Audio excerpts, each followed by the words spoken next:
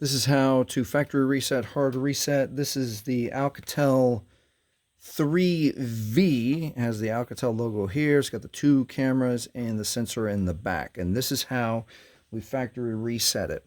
We're going to start by holding volume up and power. We're going to hold them at the same time, but we're going to push volume up first. Volume up, power. We're going to keep holding, keep holding. It's going to vibrate one time, and at the Alcatel screen, you can let go. And keep waiting for just a moment, and it automatically brings up the Android recovery menu.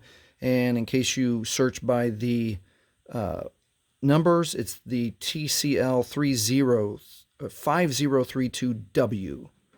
And at this screen, at the Android recovery menu, all you have to do is scroll down to Wipe Data Factory Reset, press OK with power.